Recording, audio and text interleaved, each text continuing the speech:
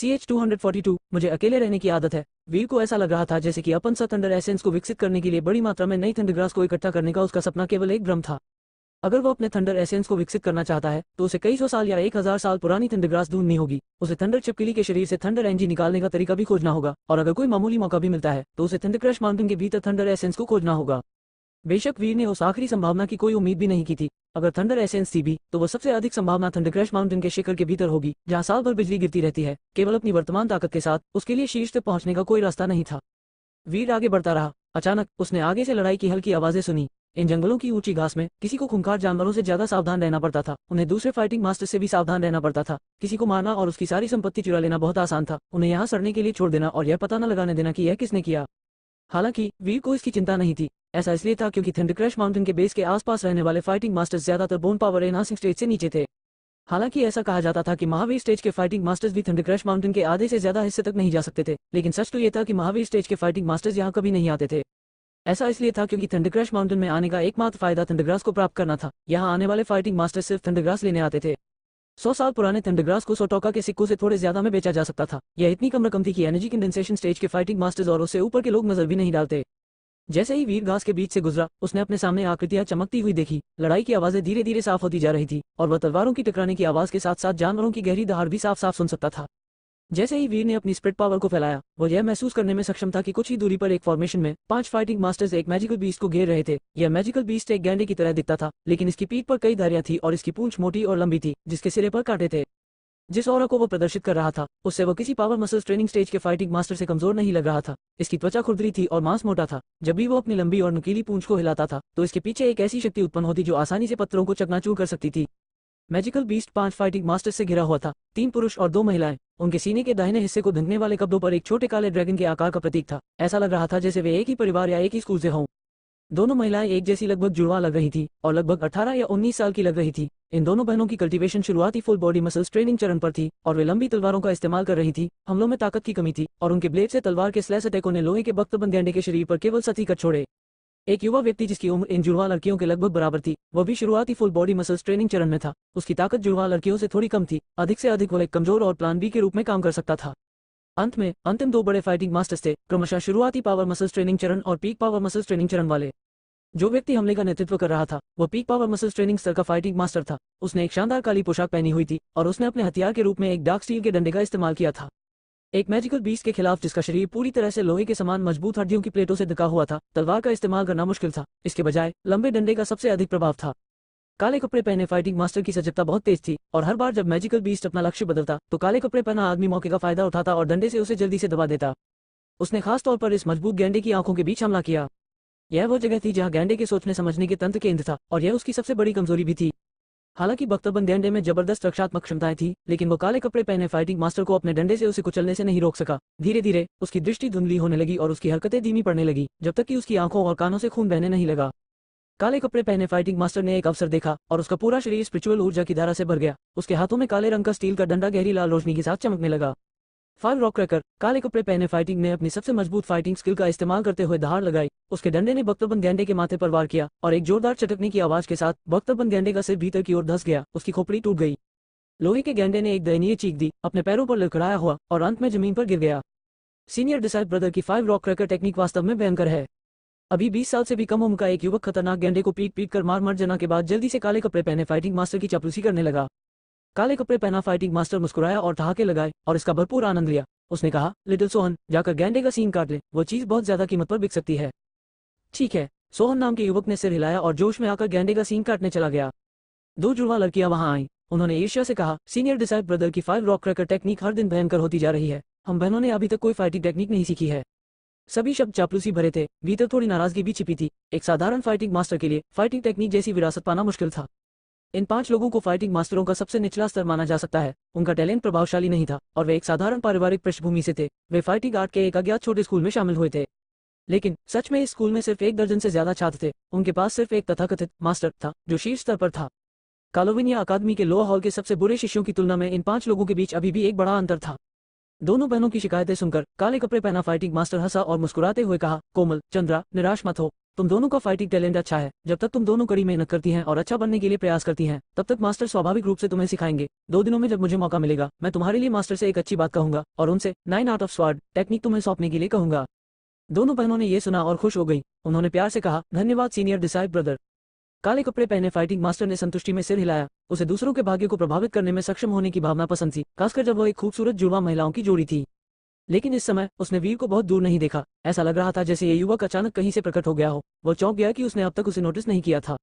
हालांकि इस युवा लड़के की कल्टीवेशन अभी केवल फुल बॉडी मसल्स ट्रेनिंग के शुरुआती चरण में थी, इसलिए वो परवाह करने लायक नहीं था। काले कपड़े पहने आदमी ने नजर घुमाई और अचानक उसे कुछ याद आ गया। उसने वीर से कहा, नमस्ते दोस्त, क्या तुम थंडरक्रैश माउंटेन पर एडवेंचर के लिए आए हो? क्या तुम हमारे साथ आना चाहोगे? हम तुम्हें अच्छी मदद देंगे। तुम्हारी शुरुआती फुल बॉडी मसल्स ट्रेनिंग तक की कल्टीवेशन के साथ तुम्हारे लिए थंडरक्रैश माउंटेन पर चढ़ना खतरनाक है। अगर तुम थंडर छिपकली से टकरा गए तो तुम निश्चित रूप से मारे जाओगे। जब काले कपड़े पहने फाइटिंग मास्टर ने यह बात कही तो बाकी 4 ने भी वीर को देखा। वीर की कल्टीवेशन देखने के बाद वे कुछ हद तक हैरान थे। एक बछड़े को वास्तव में बाघ से डर नहीं लगता, ये लड़का वास्तव में निडर था। उसकी कल्टीवेशन केवल एक मामूली शुरुआती फुल बॉडी मसल्स ट्रेनिंग चरण तक की थी और वो अकेला था, फिर भी उसने थंडरक्रैश माउंटेन पर आने की हिम्मत की। वीर ने कहा, कोई जरूरत नहीं, मुझे अकेले रहने की आदत है। वीर द्वारा प्रस्ताव के अस्वीकार किए जाने के बाद काले कपड़े पहना फाइटिंग मास्टर मुस्कुराया और कुछ नहीं बोला। फिर भी उनके दिल में एक उम्मीद थी कि वीर को बाद में कुछ दुर्भाग्य परेशानी को सहना पड़ेगा। आजकल के युवा वास्तव में नहीं जानते कि दुनिया कितनी विशाल है।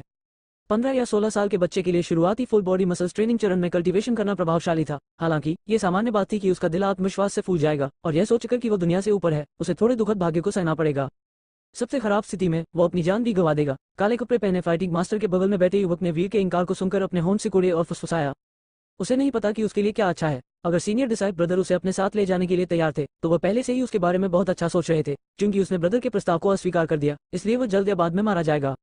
वीर की समझ और इंद्रियां बहुत तेज थी। भले ही युवक बहुत ऊंची आवाज में नहीं बोलकर रहा था, फिर भी वो उसे सुन पा रहा था। बेशक उसने अपनी कल्टीवेशन को शुरुआती फुल बॉडी मसल्स ट्रेनिंग चरण तीसरे चरण तक सीमित कर लिया था। पहला कारण यह था कि वो सावधानी बरत रहा था और दूसरा ये कि वो बहुत ज्यादा उजागर नहीं होना चाहता था। उसकी उम्र के साथ ये बहुत चौंकाने वाला था कि वो बोन पावर इनहेंसिंग चरण 5वें चरण के शिखर तक पहुंच चुका है। आखिरकार ये 5 फाइटिंग मास्टर एक छोटी सी जगह से आए थे। वे एक छोटे से तालाब में छोटी मछलियां मारते थे। उन्होंने दुनिया नहीं देखी थी और नहीं उन्हें पता था कि दुनिया में कितने प्रतिभाशाली लोग छिपे हुए हैं। जुड़वा लड़कियां वीर को मौत के मुंह में जाते हुए बर्दाश्त नहीं कर पा रही थी। उन्होंने कहा, छोटे भाई, अगर तुम पहली बार थंडरक्रैश माउंटेन की ओर आए हो तो तुम्हें ये जानना चाहिए कि यह ऐसी जगह नहीं है जहां तुम आराम से घूम सकते हो। जंगल से थंडरक्रैश माउंटेन के पास तक कई खतरे हैं, यहाँ तक कि एक पावर मसल्स ट्रेनिंग स्तर 4थे चरण का फाइटिंग मास्टर भी इनसे बच नहीं पाएगा। हमारे साथ हमारे बड़े सीनियर डिसाइड ब्रदर हैं, इसलिए हम ठीक हैं, अन्यथा हम हिम्मत नहीं करते। हम तुमसे ज्यादा पैसे नहीं लेंगे क्योंकि तुम घर से दूर हो, इसलिए दोस्त बनाना हमेशा अच्छा होता है। वीर जुड़वा बहनों की बातें सुनकर बिल्कुल अवाक रह गया। उन्हें वास्तव में लगा कि वो यहाँ मौज मस्ती करने और घूमने के लिए आया है। क्या कोई ऐसा था जो वास्तव में सिर्फ सैर सपाटा करने के लिए थंडरक्रैश माउंटेन आया हो? काले कपड़े पहने फाइटिंग मास्टर ने देखा कि वीर अपना मन बदलने वाला नहीं लग रहा था। उसने कहा, उसे अकेला छोड़ दो। चलो, वो कुछ अतिरिक्त पैसे कमाना चाहता था, लेकिन ऐसा लग रहा था कि युवा लड़के को यह नहीं पता था कि उसके लिए क्या अच्छा है। वह जाने ही वाला था जब वीर ने अचानक पूछा, क्या तुम्हारे पास कोई थंडरग्रास है जिसे मैं खरीद सकता हूँ? मैं बाजार की कीमत चुका दूंगा। वो इन लोगों द्वारा मैजिकल बीस्ट को खत्म करने का धैर्यपूर्वक इंतजार कर रहा था और वह इनसे इस बातें को बारे में पूछना चाहता था। अगर उनके पास कुछ पुराना थंडरग्रास होता तो वो उसे आजमा सकता था और देख सकता था कि उसे प्राप्त करना लाभदायक है या नहीं। काले कपड़े पहने फाइटिंग मास्टर को लगा कि यह अजीब है कि वीर यह पूछ रहा है। क्या यह संभव है कि उसने थंडर एट्रीब्यूट बिजली तत्व वाली स्पिरिचुअल एनर्जी के साथ कल्टीवेशन की हो?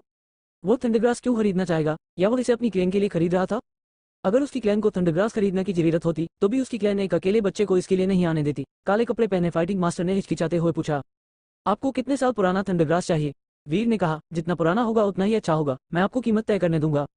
जैसे ही वीर ने ये कहा, काले कपड़े पहने फाइटिंग मास्टर के पास खड़े शुरुआती पावर मसल्स ट्रेनिंग स्तर के यंग मास्टर की आंखें चमक उठी। उसने एक स्पिरिचुअल ऊर्जा के माध्यम से ध्वनि संचार भेजा और कहा, सीनियर डिसाइड ब्रदर, इस बच्चे ने जो कहा है उसके अनुसार वो वास्तव में बहुत अमीर होगा। Note for the new readers, मुझे आशा है कि आपको यह अध्याय भी पसंद आया होगा। यदि आपको चैप्टर अच्छा लगे तो लाइक करना ना भूलें और इस स्टोरी के बारे में अपनी राय को कमेंट में जरूर लिखें। आप स्टोरी के विभिन्न पहलुओं के बारे में भी अपनी राय दे सकते हैं। यदि हो सकेगा तो मैं आपके द्वारा बताई गई चीज को स्टोरी में ऐड करने की कोशिश करूंगा। इसके अलावा आप मेरी प्रोफाइल पर जाकर फेसबुक आइकन पर क्लिक करके मेरे व्हाट्सएप चैनल से जुड़ सकते हैं। मैं वो अगले चैप्टरों के बारे में क्लू और स्पॉइलर देता है, जैसे स्टोरी में आगे आने वाले नए कैरेक्टर, उनकी पावर और उनके हथियार तथा वे वीर के दोस्त हो गए या दुश्मन, इसकी जानकारी आपको चैनल से मिल सकती है, इसलिए उसे ज्वाइन कर लें। मैं उस पर चैप्टर के आने के टाइम को भी बताता हूँ, इसलिए आप कमेंट ना करें, वहां जाकर देख ले कि चैप्टर किस समय अपलोड होगा। अगर और भी कोई डाउट हो तो आप कमेंट में पूछ सकते हैं। आगे की स्टोरी जानने के लिए पॉकेट नोबल पर पढ़ते रहिए Shivaji emperor. CH-243 stove storage ring. Senior decide brother, इस बच्चे ने जो कहा है उसके अनुसार वो वास्तव में बहुत अमीर होगा। काले कपड़े पहने फाइटिंग मास्टर ने इस युवक की बात की उपेक्षा की और वीर से कहा, मेरे पास 90 साल पुराने थंडरग्रास के 2 डंठल हैं, 300 टोका के सिक्के, क्या तुम इन्हें खरीदना चाहते हो? मेरे पास 90 साल पुराने थंडरग्रास के 2 डंठल हैं, 300 टोका के सिक्के, क्या तुम इन्हें खरीदना चाहते हो? 300 टोका के सिक्के बाजार मूल्य से थोड़े अधिक थे, लेकिन वीर को परवाह नहीं थी। उसने अपना हाथ हिलाया और 3 सुनहरे बैंकनोट काले कपड़े पहने फाइटिंग मास्टर की ओर उड़े। ये एलाइड ट्रेड एसोसिएशन की मुद्रा सोने के बैंकनोट है। आप इन्हें किसी बड़ी क्लैन या ब्लू स्काई किंगडम में प्रयोग कर सकते हैं। काले कपड़े पहने फाइटिंग मास्टर ने बैंकनोट प्राप्त किए और पुष्टि की कि वे वास्तव में एलाइड ट्रेड एसोसिएशन के थे। उसने अपने बैकपैक से थंडरग्रास का एक डंठल निकाला और उसे वीर की ओर फेंक दिया। वीर के इसे स्वीकार करने के बाद उसने ये पुष्टि करने के लिए इसे देखा कि यह सच में 90 साल पुरानी थंडरग्रास है और फिर पीछे देखे बिना चला गया।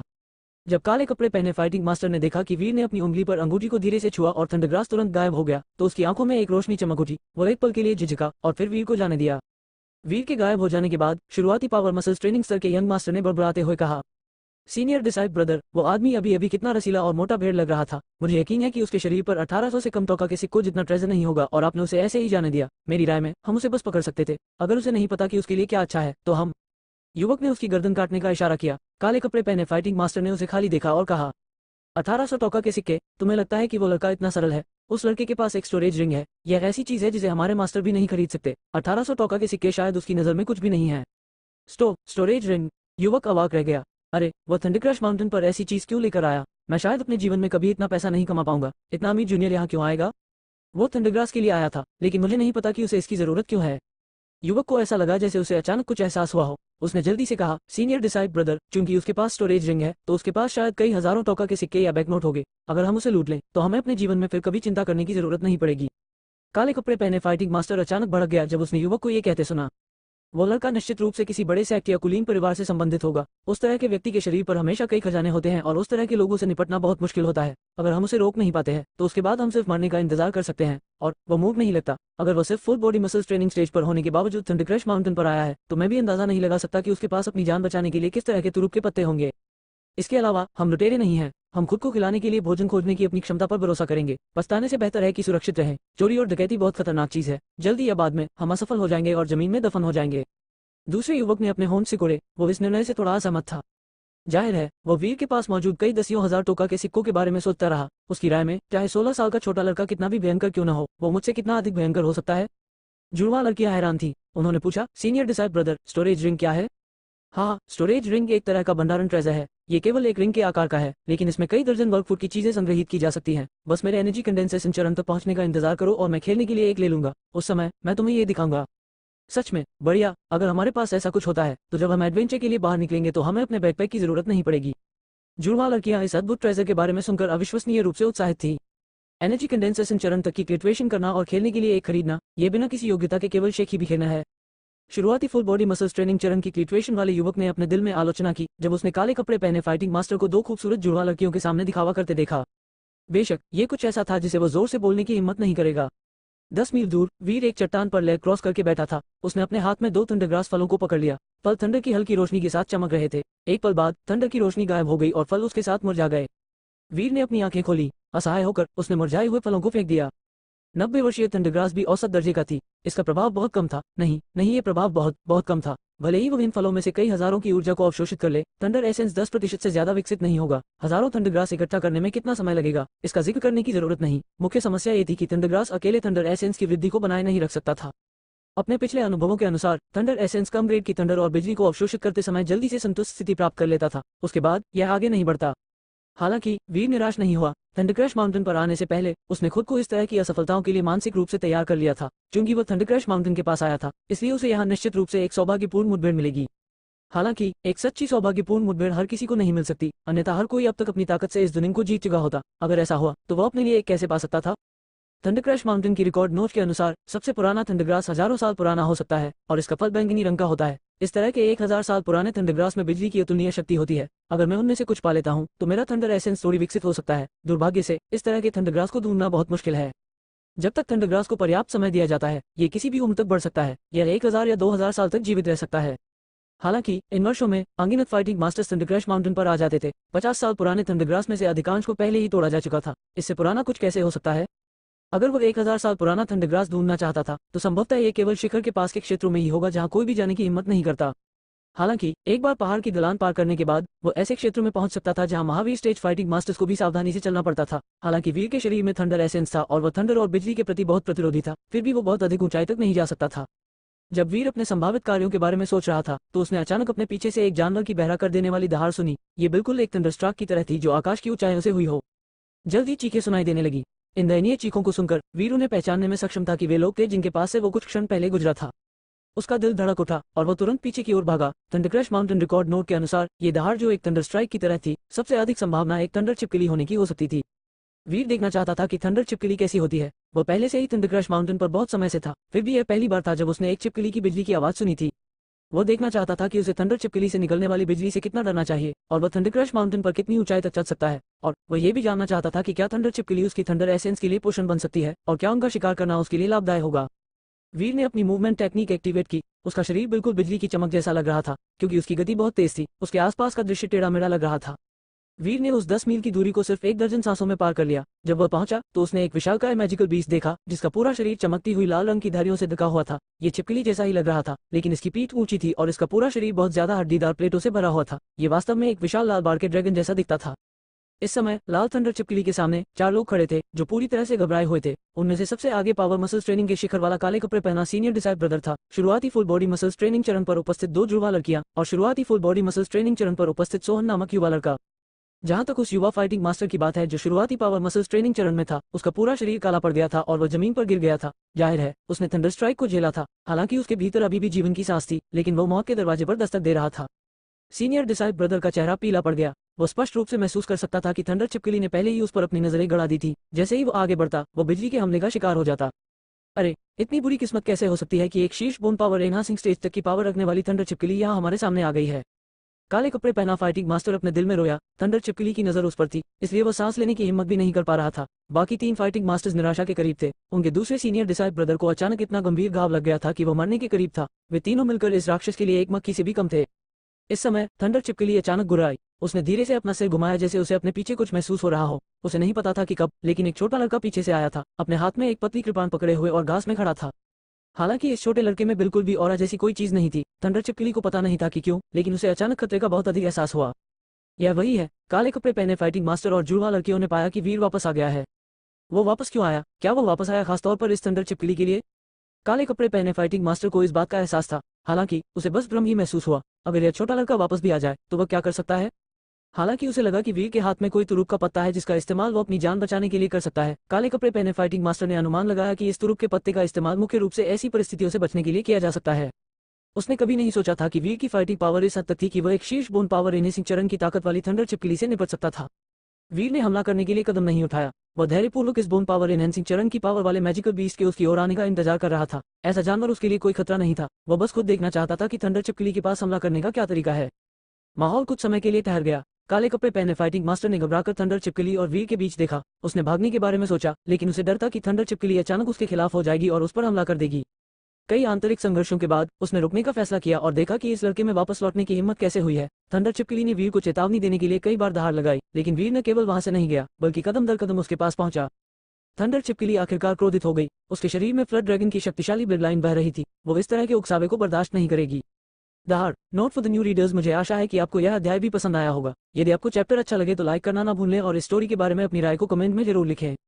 आप स्टोरी के विभिन्न पहलुओं के बारे में भी अपनी राय दे सकते हैं। यदि हो सकेगा तो मैं आपके द्वारा बताई गई चीज को स्टोरी में ऐड करने की कोशिश करूंगा। इसके अलावा आप मेरी प्रोफाइल पर जाकर फेसबुक आइकन पर क्लिक करके मेरे व्हाट्सएप चैनल से जुड़ सकते हैं। मैं वो अगले चैप्टरों के बारे में क्लू और स्पॉइलर देता है, जैसे स्टोरी में आगे आने वाले नए कैरेक्टर, उनकी पावर और उनके हथियार तथा वे वीर के दोस्त हो गए या दुश्मन, इसकी जानकारी आपको चैनल से मिल सकती है, इसलिए उसे ज्वाइन कर लें। मैं उस पर चैप्टर के आने के टाइम को भी बताता हूँ, इसलिए आप कमेंट ना करें, वहां जाकर देख ले कि चैप्टर किस समय अपलोड होगा। अगर और भी कोई डाउट हो तो आप कमेंट में पूछ सकते हैं। आगे की स्टोरी जानने के लिए पॉकेट नोबल पर पढ़ते रहिए शिवाजी एम्परर।